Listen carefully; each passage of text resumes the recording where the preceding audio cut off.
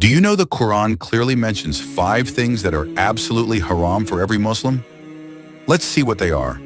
Number 1. Alcohol, Surah Al-Ma'idah, verse 90.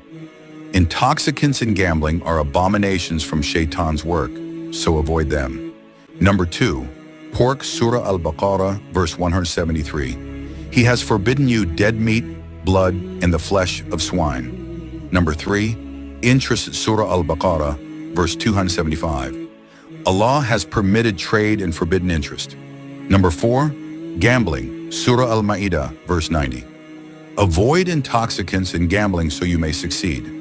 Number 5. Backbiting, Surah Al-Hujurat, verse 12. Do not backbite one another. Would you like to eat the flesh of your dead brother? These are 5 major haram things mentioned in the Quran. Stay away from them and protect your Imaan.